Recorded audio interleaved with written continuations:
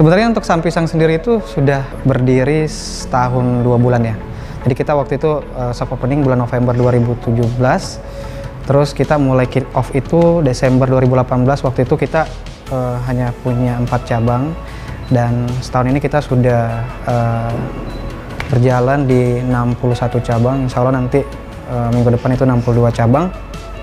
Dan untuk Sampisang sendiri ini brandnya cukup baru. Cuma untuk R&D-nya sendiri itu udah berjalan sangat lama. Jadi sebelum nama Sampisang dulu namanya bukan Sampisang, namanya punya brand lain, namanya Rapis Kremes. Dan itu dulu sudah punya pondasi sendiri dari sisi supplier base-nya, customer base-nya. Jadi setelah bergabung dengan Mas Kaisang, kita bentuk sebuah brand yang sekarang mungkin sudah dikenal oleh masyarakat, namanya Sampisang.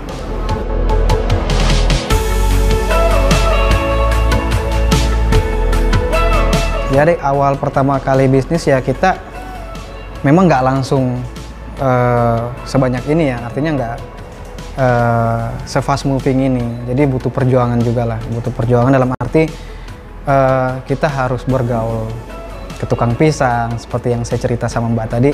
Kita harus survei, kita harus research dan development beberapa produk selama berbulan-bulan.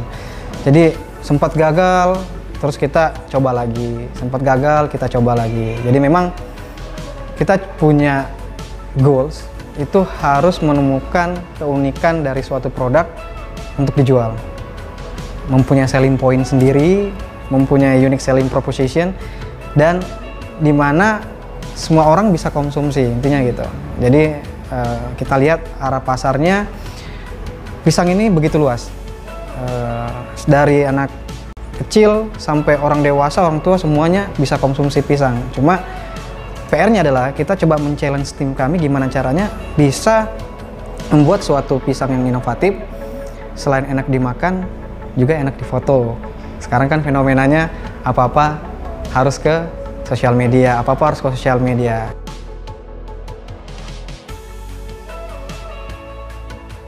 Ada beberapa strategi yang kita tetapkan, yang kita terapkan, yang dimana kita lebih banyak memprioritaskan trust antara franchiser dan franchisee. Jadi kalau di bisnis waralaba itu ada yang namanya franchiser dan franchisee. Nah kebetulan untuk kita namanya franchiser. Jadi untuk menjadi franchiser yang sehat, kita perlu membangun kepercayaan dengan franchisee, dan tetap kebijakan-kebijakan yang kita atur itu semuanya membuat perusahaan ini menjadi perusahaan yang sehat. Jadi Sampisang sendiri sekarang sudah di bawah naungan sebuah perusahaan di mana dia berjejer dengan beberapa brand-brand lain.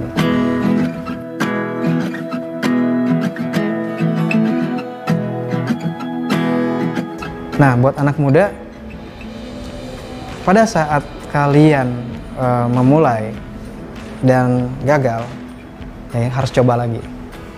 Kalau saya punya prinsip sama anak-anak dan tim di sini tuh, ketika kita salah, itu harus diperbaiki. Ketika kita gagal, kita harus coba lagi. Jangan menyerah.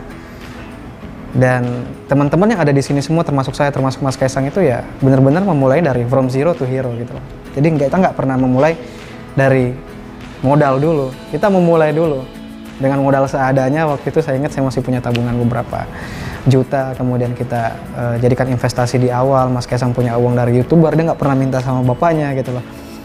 Sampai kita pernah ngontrak rumah di Sunter, ya saking kita seriusnya ya. Jadi kita ngontrak rumah di Sunter dalam gang-gang kecil yang benar-benar orang nggak tahu ternyata di situ ada Mas Kaisang yang setiap hari mengolah pisang sampai menjadi sebuah pisang nugget.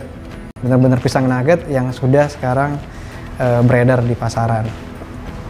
Ya pada dasarnya kalau mau berbisnis ya lakukan. Jangan dipikirin. Kalau dipikirin ya nggak akan bergerak. Kalau kebanyakan dipikirin, nanti kedahuluan sama orang yang berani berjalan duluan. Jadi kalau kebanyakan, nih saya mau bikin ini, terlalu banyak ide, itu nggak bagus. Tapi menciptakan ide dan melakukan eksekusinya itu bagus. Makanya mulailah dengan plan, do, check, act. Jadi selalu ada perencanaan, kemudian ada eksekusi, ada evaluasi, Dan ada yang paling terpenting itu yang namanya teamwork, kerjasama tim dalam sebuah. Nggak ada yang bisa berdiri sendiri, nggak ada satupun orang yang mungkin berdiri sendiri bisnisnya individu gitu loh. Jadi semuanya butuh tim, semua orang butuh orang lain, nggak semua orang punya kemampuan yang sama. Saya pun punya kekurangan, makanya saya harus merekrut beberapa orang. Kaisang pun punya kekurangan, makanya Kaisang merekrut saya. Jadi kesimpulannya adalah ya ketika Anda salah, perbaiki, dan ketika Anda gagal, coba lagi.